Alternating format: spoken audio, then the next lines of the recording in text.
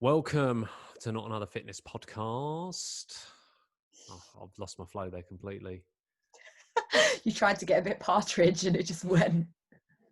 Thing is, partridge just kind of, I don't even try. No, I know. I mean, I might just leave it You're like ingrained, that. you. It is. What did I go? Welcome to the Not Another Fitness Podcast. I mean, I might as well have done that. I might as well have done that for a kickoff. All good. I've got two of them now, though. We've got two in the can, so we can roll. How are you today, Amy? How's tricks? I'm all right. I'm a Things? bit tired, like I was just saying to you before. I'm in like one of those phases where, as a coach, it's quite hard to take your own advice that you would give to a client. So It's way harder. Way so harder. hard. So I'm quite tired. I'm working long hours. I'm quite stressed because I'm working long hours and I've got the pressure of an exam to do this weekend. I'm not getting enough sleep. And I said to Jack yesterday, you know what? I don't think I'm going to train this week. Don't really need it. Would be better just taking the load off my body. And then I trained today because I just felt really up for it. So You can. Just because you can. Why not? So yeah, I'm fine though. I'm fine. I'm good. It's just yeah, a few early mornings taking their toll. So I think I'm having one of those weeks where it's good to be able to kind of step back and go, hang on a minute, what do I need right now? I probably need a couple of extra hours in bed. I probably need a couple of extra calories in my main meals so I don't make really awful poor food choices. Just a And couple of extra calories, or just a couple, just two. Yeah, just that, a couple of hundred maybe. counting those macros. Yeah, so I don't make some poor food choices that are then going to make me feel worse. And I'm quite good at my own time management, but I need to get shit done and put the phone down, which is one thing I've told all my clients to do this week, and I am inherently awful at it. I think that's very similar to a lot of PTs and coaches. I feel like Yeah. this is a recurring theme. It's easier to give the advice than it is to take a lot of the time. But actually, like we did mention this beforehand as well. A lot of the reason that me and you are quite busy at the moment, whether it's work or our own training, or coaching in person, coaching online, it's all good stuff. It's all things that we want to do and we enjoy doing. But it's just when the workload or the arranging of those things gets a little bit out of control and a little bit tough to manage, and then something that should be enjoyable suddenly becomes a little bit of a stress. Massively. I said to you earlier before we started recording, didn't I? I was like, the reason I said I might not train this week was because I was starting to say, oh God, like I've got to train. Like I've got to train. Like I've got to fit training in. Well, no, I actually don't. That's a choice. So, and when I'm in a physically more stressed state, that I feel more anxious and I'm not getting enough sleep, I know that maybe training isn't going to be the best thing for my body. And if it's getting to the stage where the language I'm using is I've got to train, therefore I'm also probably perceiving it as a bit of a stress. So maybe I shouldn't train. It's a But horrible feeling, isn't it, when you like dread something, yeah, like especially something that you like typically enjoy becomes something that you look at in a diary and think, oh, I don't want to do that. I've got no time for that. I think I'm quite similar with like social occasions and stuff, like meeting up with friends or like going to a wedding, something like that. Really, obviously really enjoyable when you're there, but sometimes I look at it in the diary and like you said, that anxiety is there because of a bunch of other stuff that's going on. And suddenly you're like, oh, I don't want to do that. I can't face, like traveling there and like having chat and all that kind of stuff. And it's something that you should enjoy, and training fits the mold perfectly, because like me and you, with both, one of the reasons why we train on a regular basis, alongside the health benefits, obviously, is the fact that we enjoy doing it. So when you start, don't get me wrong, you don't enjoy every session. It's not like, oh, wow, I love doing that bicep curl. It was great. But you shouldn't dread, like, I think dread is you don't have to enjoy every session, but hopefully you don't dread them, massively. And like, it's funny you mentioned social occasions actually, because like I've had to cancel on a few people just for like walks or like, well, that's all we can do at the moment, really, but just for like walks or things like that. And it's making social walks are about as good as it gets. yeah, like it makes me feel really guilty, like when you've got all your different boxes, like trying to be the girlfriend, trying to be the friend, trying to be the nutritionist, trying to be the coach, trying to be the athlete in wanky air quotes, but you know, like trying to train, and you're putting all this stuff into your capacity bucket. Like when you drop off on one of them, like you do feel like a bad friend. And like, so that's, yeah, it's been made me feel a little bit crap, but unfortunately, like those social things are kind of the first thing that needs to go at the moment. So it makes you feel really rubbish, but hopefully friends understand. So yeah, It's a good topic for a podcast, that like something around time management. yeah, And actually, if you have to, knowing when it's right to prioritize training, knowing when it's right to prioritize friends, knowing when it's right to prioritize work, yeah, because it is not a black and white set of calls. no, You know, it is a little bit more nuanced than that. And you know, if you constantly neglect your friends, then suddenly you haven't got any friends. If you constantly neglect your work, your clients aren't going to be thrilled. And if you constantly neglect Jack or Sarah, then also you're going to have a whole set of problems, other problems to deal with. But be homeless, it's no one like, oh, this is how it goes. It kind of changes from yeah, like day to day and week to week. And massively. it's really difficult with that. Like training wise, especially if you don't do it and it's something you want to bring in, knowing how to bring that into your lifestyle already is it's an art, not a science, that's for sure. Definitely agree. I think we make that a topic for another podcast for sure. Cool. Well, getting back to the topic of this podcast, I asked you how you are. How are you, Andy? I'm okay. I mean, again, it feels like we have a lot. We should definitely, when we fire up Zoom, just start recording, I think, Yeah. because I feel like some of the gems get left out. I'll keep it short, real short. Having issues with builders at the moment, and at the start of the week, I was slightly miffed at some of the outcomes. Let's leave it at that. And it's Well, not even that big a deal. That sounds a bit sinister, but it's just, let's put it this way: the build started before Christmas, and we're now closing in on July. I want it to be done now. enough said. I want it to be over. Enough said. On a positive note, training's going pretty well. So the running continues to improve. So that's good.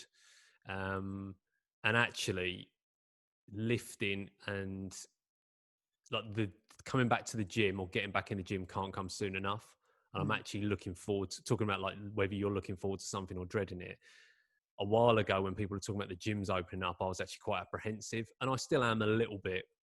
But generally speaking, I feel a lot more comfortable about getting back in there, and I'm actually excited to get back in and start lifting again, which is that's a nice feeling, because it's been like an enforced period of time off for me.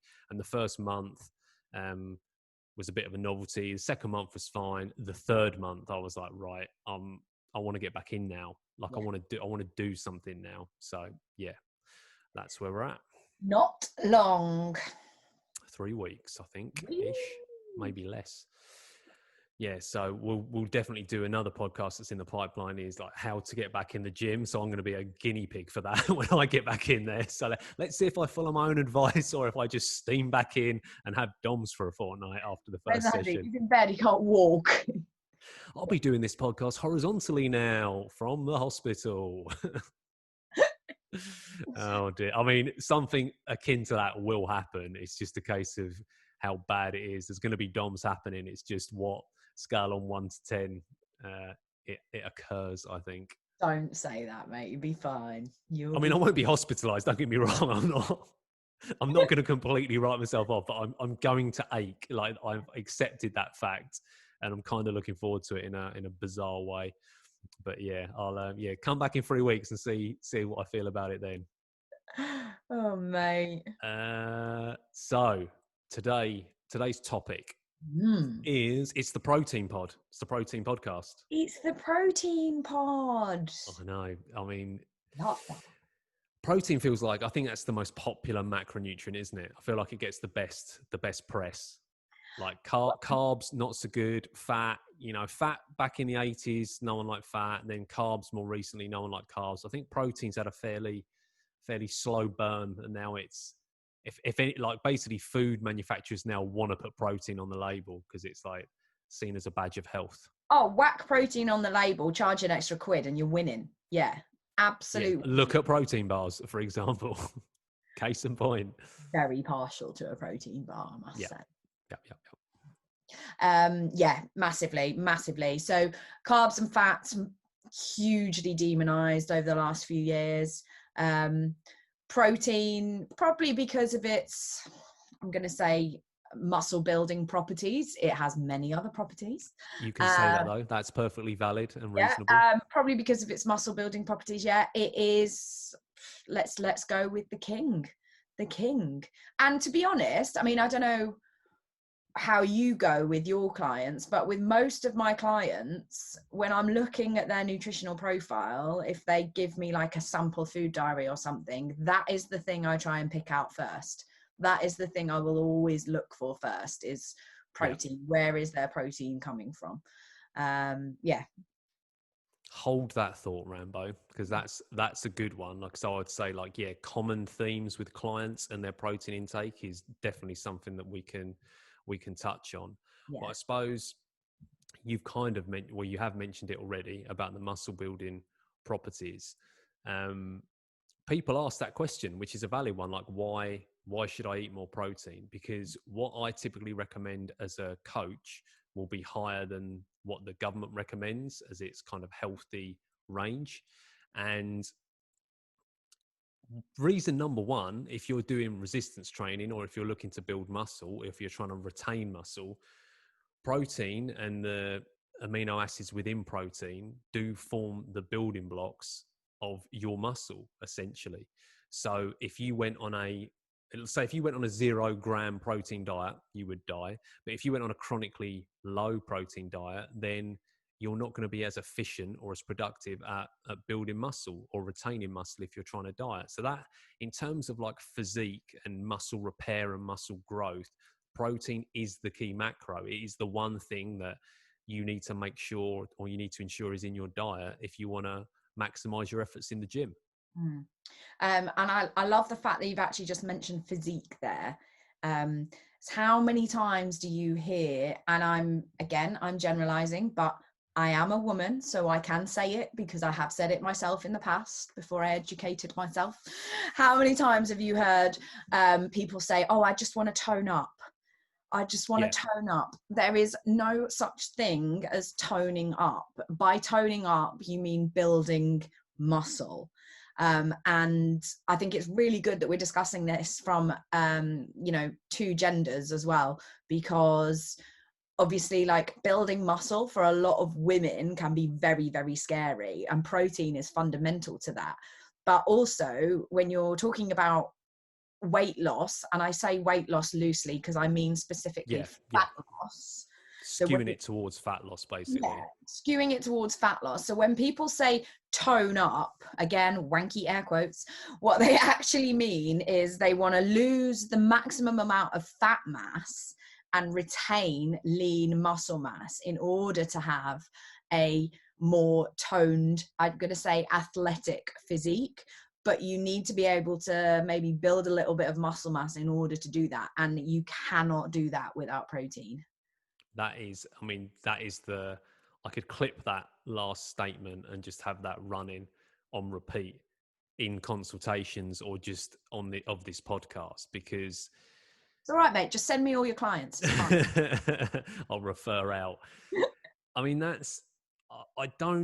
there are exceptions to the rule, but I think most people that I train, like the vast majority, whether it's a case of they're trying to get bigger or they're trying to get more toned or they're trying to get leaner, like almost forget the language that's being used.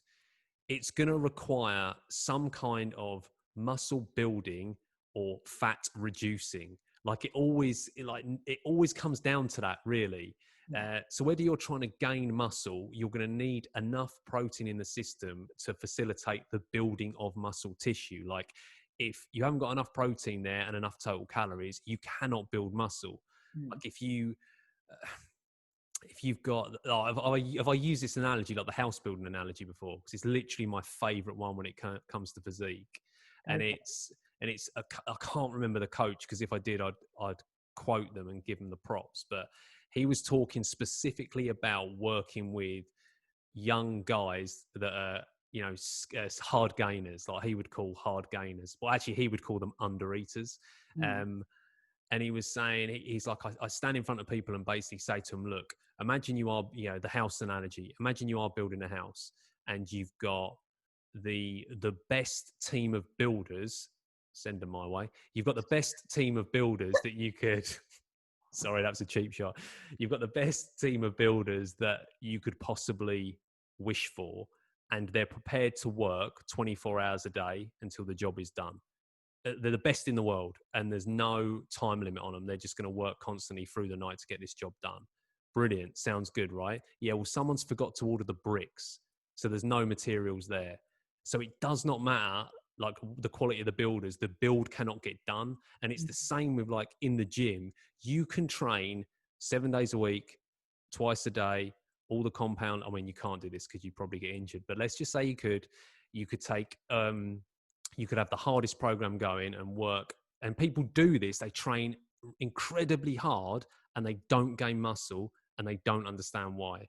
And it's nothing to do with a lack of effort in the gym, and it's everything to do with either A, underfeeding in general, too little calories, or B, not enough protein in the diet to actually facilitate that muscle growth and muscle repair. I was going to say, and muscle recovery, Yeah. because there'll come a point where where they'll burn out because their muscles will not actually be able to recover because they're not getting the nutrients in. So they won't be able to continue with that ridiculously hard program anyway. So it's interesting. I think, I mean, I'm just having a look at our show notes. Like, so we talked about like why it's important. So mainly like we talked about muscle building, but when you talk about fat loss as well, so if you're a brand new beginner to exercise, you start training and you increase the amount of protein in your diet, not even by a lot, like just fractionally, you can make massive changes to your body composition as long as you're maintaining a calorie deficit that will keep you losing fat. Yeah. But like in terms of fat loss, if you get really prescriptive and really like dial in terms of like how many grams you should be eating of protein, it's actually quite a lot more than you think. The nutritional prescriptions for fat loss are generally higher than they actually are for muscle building. And it's because protein is so important. So you talked about amino acids, which is what protein is made up of.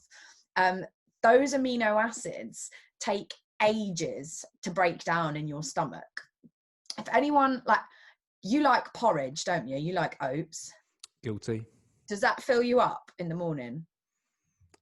I mean, the amount that I eat, I Yeah, should you probably have say like yes. 100 grams, don't you? That's a bad example, Rambo. Yeah. Oh, sorry, mate. Okay, so I work with a lot of women that will have just a normal portion of oats porridge in the morning. Say what, about 100, 110 grams, something like that? Oh, uni porridge makes me sick. That's what I was eating at uni, and that's why I had a problem. No, like 40 grams. Like an hour later, I'm starving hungry because those absolutely. carbohydrates, they get very quickly broken down in the stomach. They go straight through into the intestine to be absorbed. Protein is made up of lots of different amino acids, which are really, really complex in their structure. So it hits your stomach, and it actually takes probably about 2 hours on average in order for it to be broken down before it goes into your intestine to then be absorbed. So there's a reason why when you are actually entering into a fat loss phase, you might look at the amount of protein that like Andy or I give you to actually start eating, and you'll be like, what the hell? And some people really struggle, but it keeps you full. it keeps you full for a long time. So that's very easy to create a calorie deficit when you're not actually hungry. So there's a reason for that. And like everything you just said, it supports the training, supports recovery, and it supports retention of that muscle mass, of that lean muscle tissue, which is what we don't want to be broken down when we're in a deficit. Yeah, and that point sounds counterintuitive, right? So you would think if I'm trying to gain muscle and gain size, I would need to eat more protein. And if I'm trying to lose weight, I will need to eat less protein. Well, that's not, it's not strictly true. And also, and actually it's the complete opposite. Like it is counterintuitive. But if you think about to gain size and to gain actual mass, whether that's muscle, body fat, whatever, you have to be in a calorie surplus. Like you have to be. So your body's in this anabolic state, this building state, because there's an excess of the calories that your body needs to maintain its current weight. So it's not like there's a shortage of nutrients to go around. So you don't need, because the total amount of calories is high, you don't need tons more protein. And this is what people, I would say, this is definitely more of a, in my experience, more of a male led thing. People decide to think, right, I'm gonna start building more muscle. I need to gain more size. Let's ramp the protein up even higher. And what happens is, if you love eating and you've got like a bottomless pit of a stomach, you can probably pull that off. But for a lot of people, what happens is they eat more protein, they feel fuller, and therefore they end up eating less. Or the other potential negative is you put the protein so high, and so there's nothing wrong, there's nothing dangerous. Again, exclude people who have got pre-existing kidney conditions. But for most people, there's nothing dangerous about going higher with the protein. But there comes a point where there's just no point. There's no added benefit. And when you think about what's driving size and muscle gain, protein content is important, but training stimulus is more important. And if you're eating 400 grams of protein and you could actually be eating 200 and then dedicating those extra 200 grams to carbs to fuel heavy training sessions or fuel endurance sessions, then you're going to get a bigger training effect and you're going to gain more muscle. So it's just knowing there is no magic to it, right? And for people who have never thought about this stuff before, they might be thinking, bloody hell, calorie deficits, increases, grams of protein. Yeah, it can get a bit like that. But if you are tracking macros or if you are that dialed in with the diet, like I don't know anyone that needs to be eating more than 200 and, I don't know, like mid 200s. And that is high. That's like a big guy who's got a massive appetite, who likes eating protein. Maybe I'll go like to mid 200s, or at the back end of a cut, maybe it's a bit higher. But for most people, I would say, if we're talking about amounts, I would say anywhere from on the smaller side, like small female, like 100 grams, maybe 120, larger male, maybe in the 200s, let's say. But I met someone once who was eating 420 grams. Once we actually went through the food diary, and I'm like, how are you eating this much? Right. Interesting question then. Where were those 420 grams coming from? Were they coming from whole food sources of protein? So when we say whole food sources of protein, like it's probably a good idea to clarify that. So sources of protein are generally like your animal meats. So like you're thinking of your lean meats, like your chicken, your turkey. Fish is absolutely great. You've got beef. When we get into beef and steak, we're starting to think of fattier cuts, but then you've also got dairy, cheeses. Hard cheeses are really good sources of protein.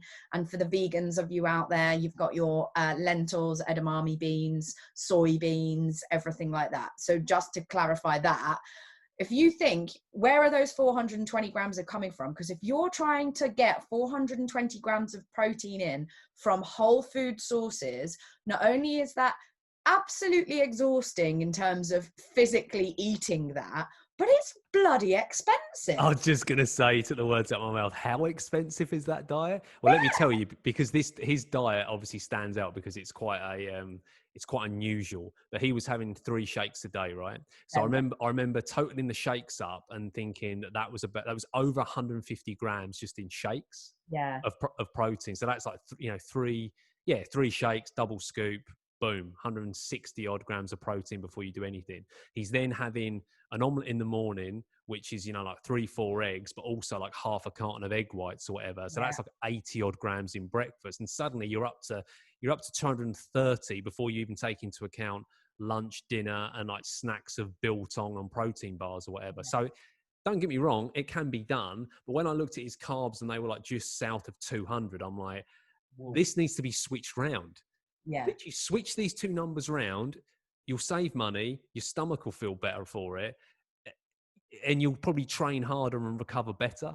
I'm going to say, you don't want to be downwind of that guy. Cool, no thanks.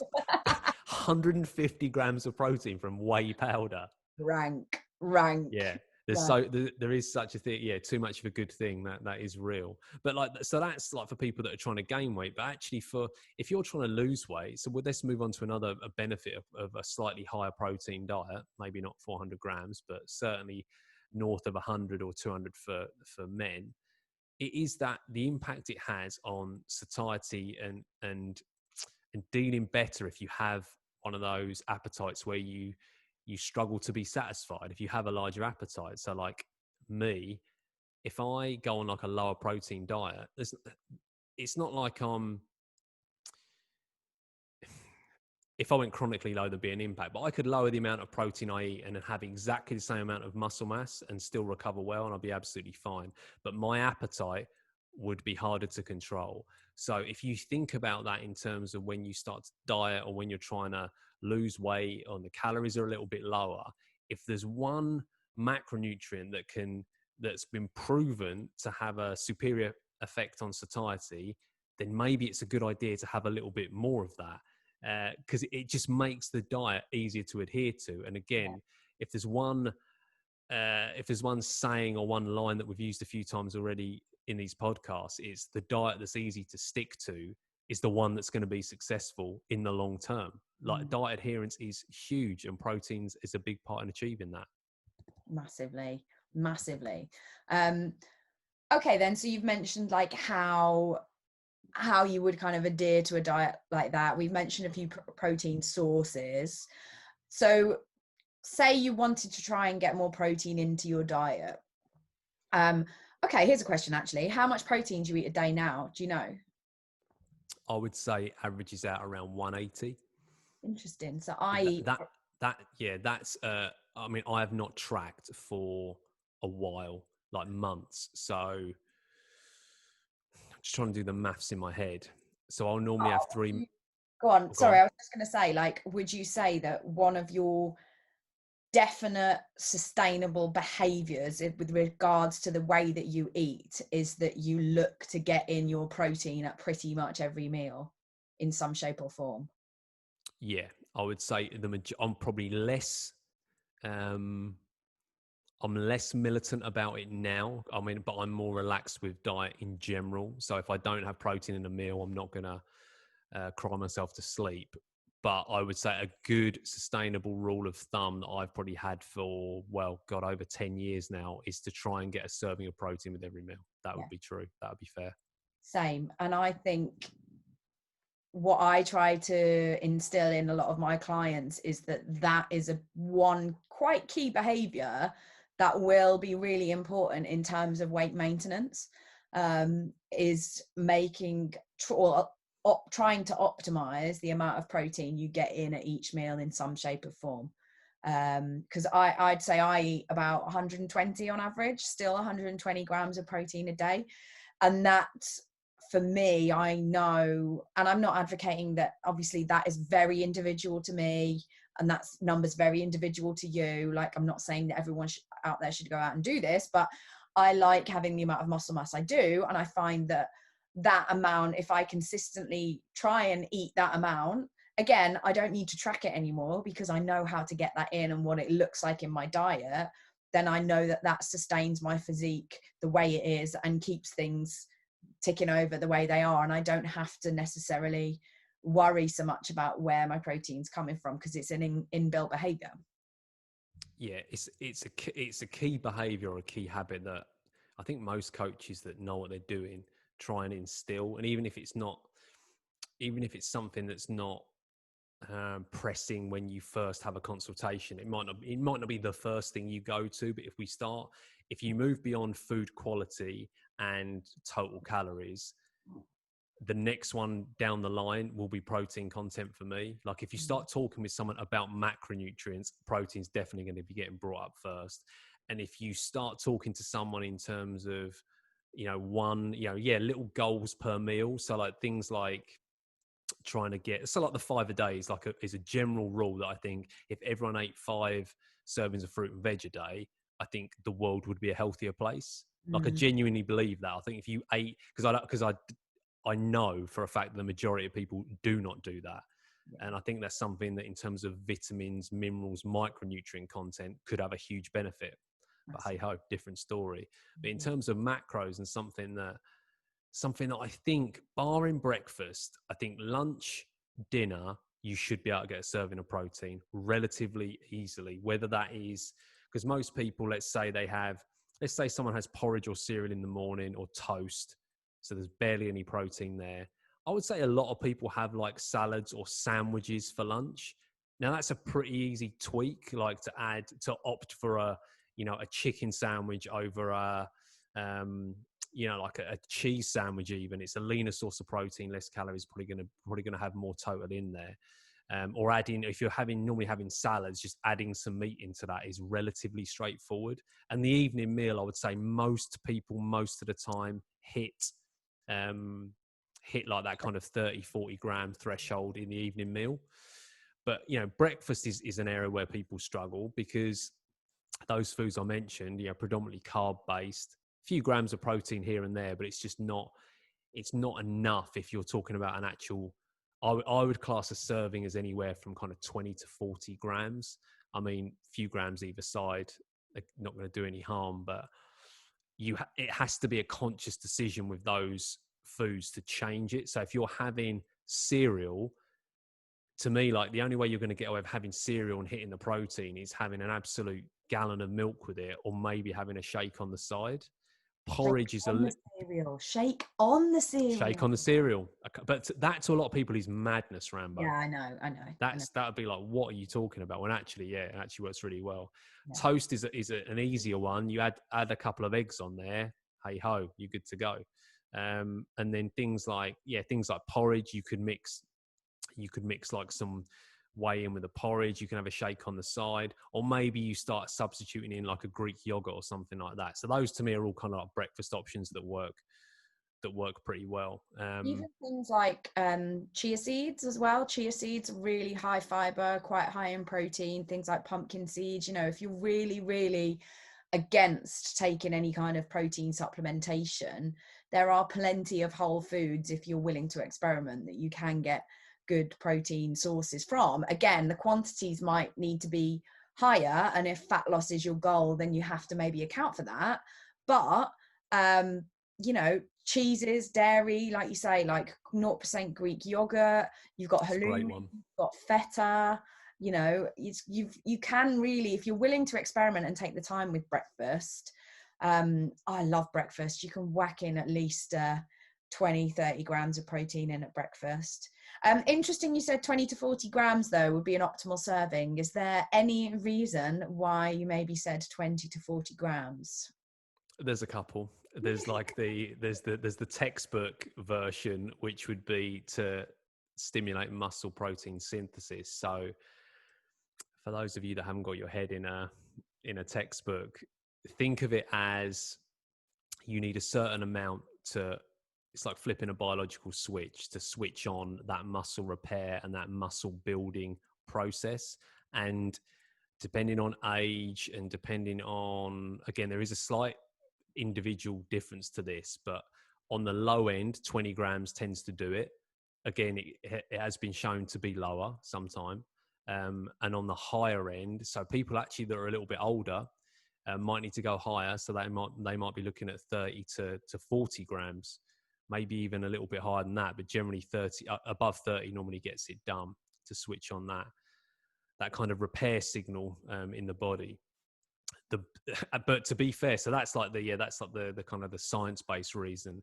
The reason why I say 30 to 40 grams or 20 to 40 grams is if I can get someone eating 3 meals a day at around 30 to 40, then they're already 40 grams, especially, boom, 120 grams total by the end of the day. So I know straight away, even if they're on the lower end and they're doing 30, 3 lots of 30, 90 grams, maybe I get them to have a protein-based snack in there as well, so another 30 grams. There'll Then be again, protein you'll, coming from the other foods that they eat as well, maybe. yeah, Not there'll be other bits and pieces in there. So like things like what I had this morning, like having a bagel, that I think there was like 9 grams of protein in that or something. So there are other kind of what I'd call surprising sources of protein out there. But if I can get someone eating protein 3 times a day, 3 servings a day, I know they're going to be ballpark. For most people, that's going to be enough for, muscle gain and muscle repair. Maybe I'm going to be in a diet situation, or when the calories are a bit lower, or at the back end of a cut, I might try getting that up a bit higher to protect against muscle loss. Because at that stage, you're essentially trying to, at the back end of a diet, you're trying to lose them last few pounds. I think going a bit higher on protein makes sense, helps with appetite. You're at a greater chance of losing muscle mass. So that's protective there. So yeah, that's kind of my thinking behind that. yeah. So like, maybe it's a good idea that we kind of give a little bit of, like you've mentioned, like 3 meals a day. Sometimes it can be really hard and difficult, like we mentioned about the cost element. So particularly if you are focusing on trying to get your protein in from whole food sources, which we would always advocate because of the micronutrient benefits as well, and the additional vitamins and minerals that you get from those. So like lean cuts of meat, fish. Also, whole food sources tend to have a full amino acid profile as well. Amino acids also being really, really important with regards to muscle building and muscle repair. I won't really go into all of that right now. It's not necessary, but any of you science buffs out there, you can flick us a little question about that or read up on that yourselves. But like, there's also supplementation. So things like protein bars, like you've said, whey protein shakes can be really, really useful, particularly for convenience. I use both of those things, again, just for convenience, to get protein in. I kind of spread mine out 4 meals a day pretty much, because I like to eat a lot.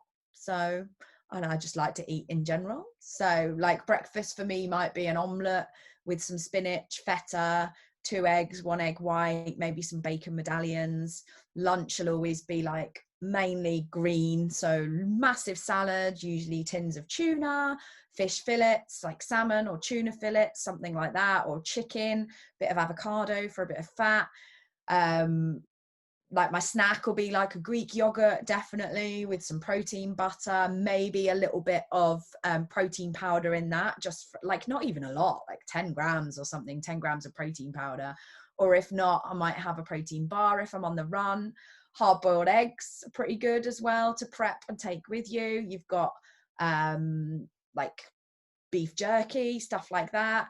And then dinner, like you said, usually base it around a lean source of protein, add in loads of veggies, and yeah, a form of carbohydrate. And that's pretty much how I do that.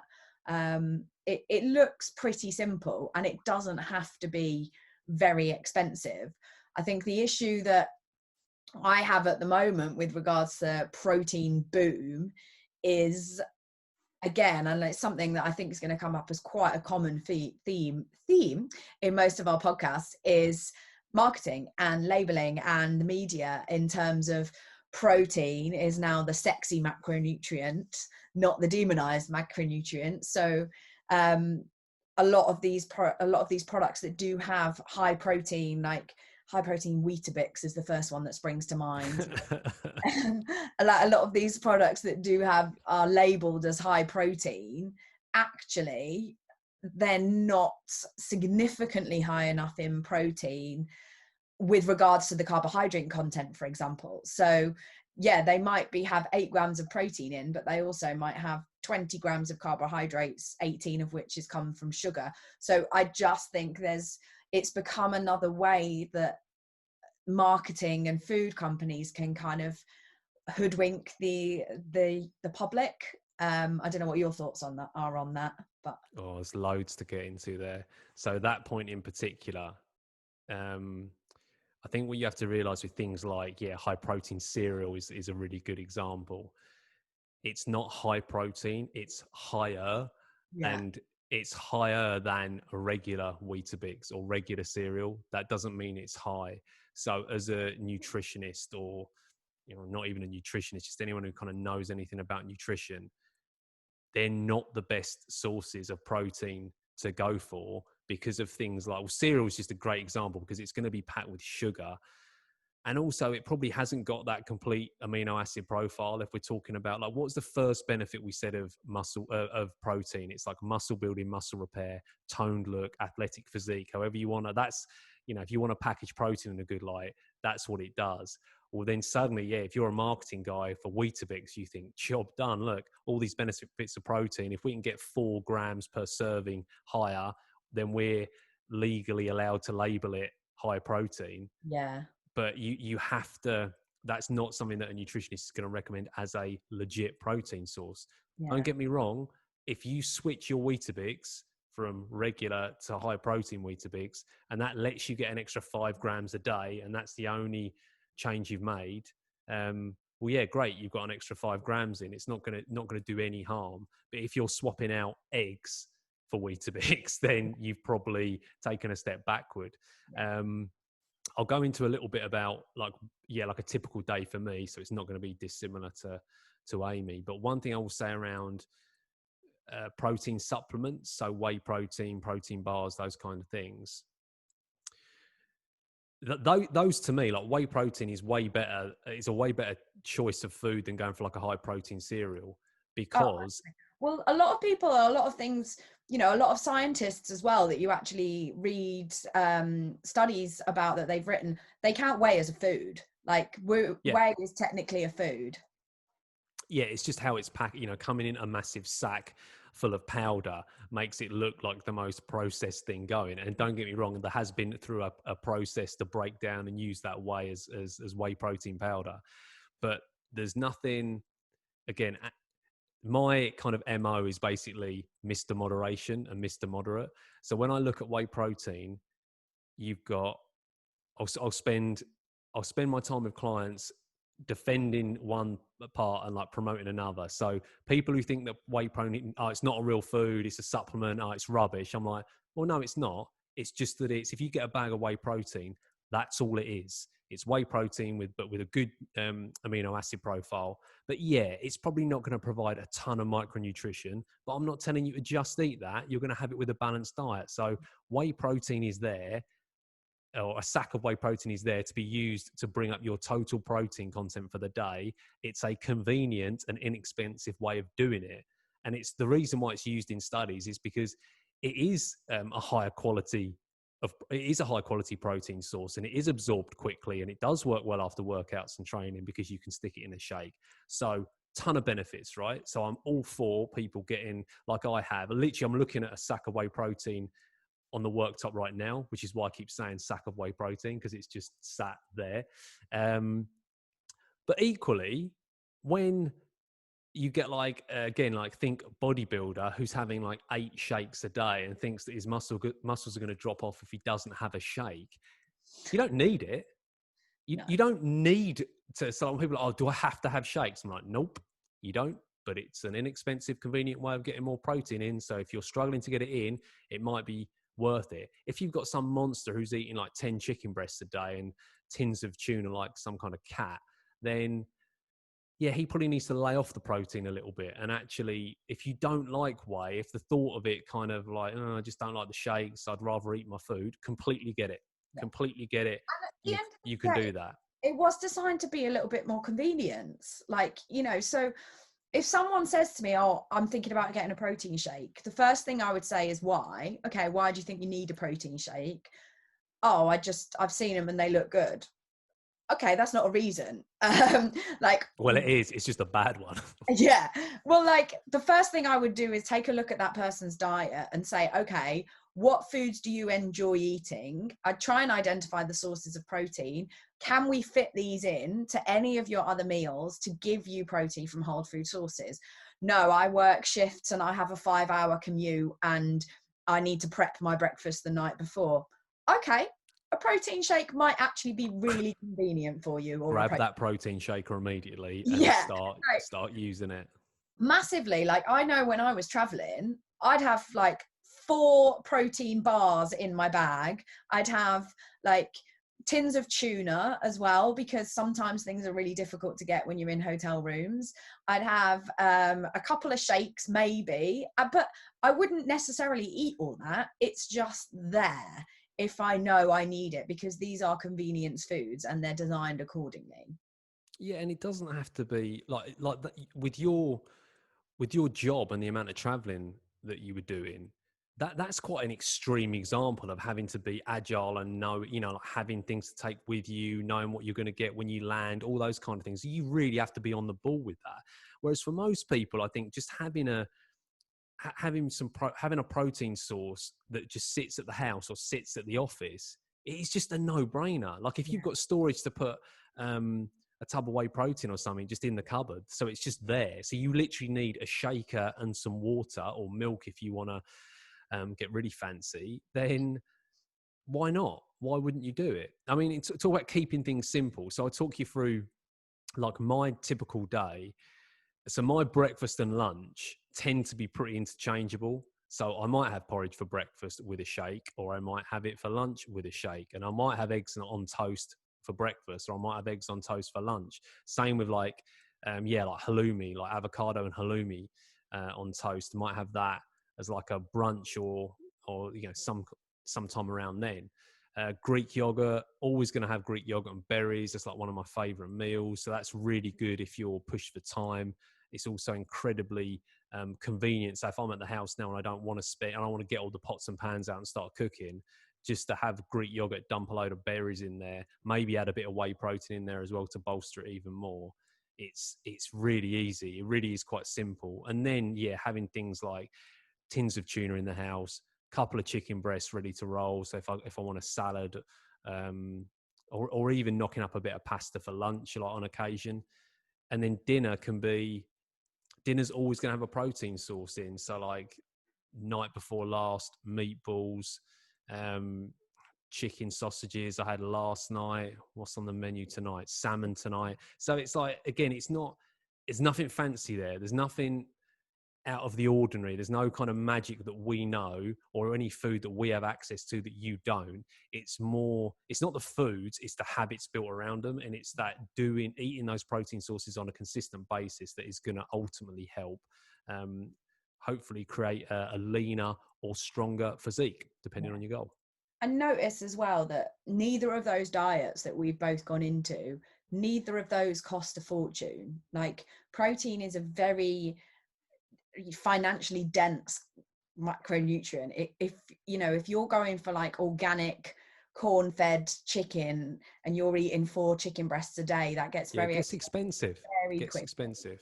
So like, I always try and work with people and think about myself, like in terms of, okay, like what is feasible? Like, there's a reason that when you go to restaurants, they charge supplements, and fish is more expensive than like and if you want to add chicken on your salad, it's an extra £4. Like, these things are expensive. So it's got to work with you. It's got to work within the realms of your like financial boundaries as well. Which is why bars and whey can be very convenient. But yeah, the practical implications of it are they do count, and they are valid for a lot of people too. If I was going to give like a blanket recommendation, and admittedly, when we start talking about gram targets, that's where it gets a little bit more specific. And if you work one-to-one with someone, you can start talking about macronutrients and percentages and grams per pound and all that kind of stuff. But honestly, for the majority of people that I work with anyway, it's going to be a case of, can you get protein in every meal? That would be great. So that's 3 servings a day. And if you have 1 snack a day, or 2 snacks a day, but if you have 1 snack, can we get some protein in there as well? Do that. And I guarantee you, if you're moving up from 1 serving a day to 2 to 3, that's going to make a huge difference to your results in the gym. It potentially can have an impact on appetite, some more than others, but I guarantee it has some positive impact. But the muscle retention or muscle growth or muscular repair, take your pick, you need them all. Yeah. It's a really easy tweak you can make to the diet. It can benefit everyone, and it's simply a case of finding a way that you can fit it in your diet and make it something that just becomes habit. Make it like brushing your teeth, and then you just won't think about it. Like me and you, Amy, we probably don't. It's just not something that we probably think about anymore. It's just something that happens. And I know that's kind of quite, when you first start out, it can be like, oh, well, it's all right for you to say. But honestly, like if you're already eating protein in that evening meal, I guarantee the lunch will just need a tweak. And the breakfast is probably the meal that you have to think a little bit more about. But have an experiment. You know, you don't have to be tied to having a shake with everything. Try some Greek yogurt. Try getting up a little bit earlier and making up the eggs. Try having a shake, get a couple of bars in, and just experiment with it. And when you find 2 or 3 things that you can kind of interchange and fit into your lifestyle, it really is one of the simpler dietary tweaks you can make that can have a huge difference. I think you've said all we need to say. Quite passionate about protein in the end, as it turns out. Who knew? Thought it was going to be a real dry podcast, this. Talking about amino acid profiles. Dry like a chicken breast. Nice. Honestly. But yeah, I hope that was helpful anyway. And honestly, if you have any questions about it, because it's fun, isn't it? Because we talk about it quite a lot. I feel like because we talk about it with clients stuff. I feel like this is a conversation that I have with a lot of people, and because we say it a lot, sometimes I think, oh, people probably know this, but then you have a client come in, and you shed a bit of light on it, and they're quite blown away with the impact it can have. So it's worth stressing. Yeah, sure. and don't you think as well, like it's something that people can really overcomplicate, and it doesn't need to be complicated. It really, really doesn't. And it's exactly like you said, the smallest thing with regards to this, I think particularly, the smallest little change in your lifestyle and implementation into your routine can have a huge difference. Yeah, absolutely. So there you go, people. Something that you can do right now. 3 to 4 servings a day, predominantly from whole food sources. Don't stress about gram targets. Don't stress about what type of whey you should get in. Just keep it real simple. And yeah, you'll see a positive impact for sure. And if you've got any questions, then head over to our socials or ping us an email and we can answer those for you. But yeah, specifics, sometimes not really needed. Don't sweat the small stuff. Cool. And on that note, we're going to wrap things up. It's been a pleasure as always, Amy. Bye-bye. Take it easy. Bye-bye.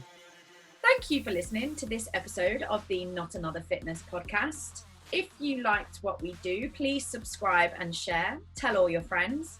And if you want to follow us over on our socials, you'll find me and my contact details over on Instagram at The Flying Food Coach. And you'll find Andy over at Facebook at the Facebook group Eat, Move, Lift, Enjoy, or feel free to drop me an email on info@andrewjohnscraggs.com. Thanks again for listening. Until next time. That'll do. Yeah, that'll do. That's good. That'll do. I'll put that on there as well. That'll do.